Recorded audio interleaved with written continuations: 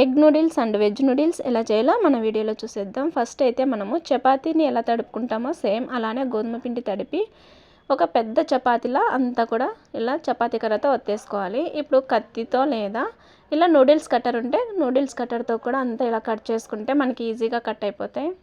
చూడండి ఎంత బాగా వచ్చాయో నూడిల్స్ అన్నీ కూడా. ఇవన్నీ ఒక ప్లేట్లోకి తీసేసుకోవాలి. తర్వాత స్టవ్ పై మనము వాటర్ వేసి బాగా బాయిల్ చేసుకున్న తర్వాత సాల్ట్ వేసి ఇవన్నీ అందులో వేసి ఒక 7-8 నిమిషాలు ఉడికించుకుంటే చాలు, సరిపోతుంది. ఇప్పుడు ఇవన్నీ చల్ల నీళ్ళలోకి వేసి ఒక స్టైనర్లోకి వేసేయాలి. ఒక 5 నిమిషాలు పెట్టాలి చల్ల నీళ్ళలో. తర్వాత మనం వెజ్ నూడిల్స్ కోసం అయితే క్యారెట్, క్యాబేజీ, క్యాప్సికమ్ తీసుకున్నాను. ఇదైతే హోమ్మేడ్ సాస్ అండి. సోయా సాస్ అండ్ నేను చిల్లీ సాస్ హోమ్మేడే చేసుకున్నాను.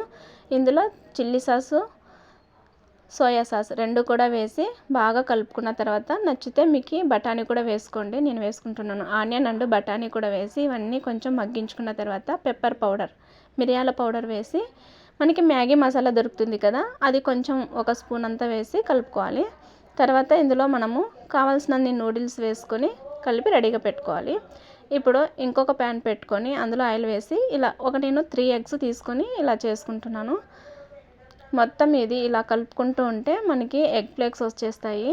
అదంతా ఒక ప్లేట్లోకి తీసేసుకున్న తర్వాత అదే కడాయిలో కొంచెం ఆయిల్ వేసి ఆనియన్, పచ్చిమిర్చి వేసి వేయించుకొని సోయా సాస్, చిల్లీ సాస్ రెండు కూడా వేసి వేయించుకున్న తర్వాత గరం మసాలా, చికెన్ మసాలా, మ్యాగీ మసాలా వేసి అంతా కలుపుకొని నూడిల్స్ కూడా వేసి అంతా కలుపుకుంటే ఇది కూడా రెడీ అయిపోతుంది.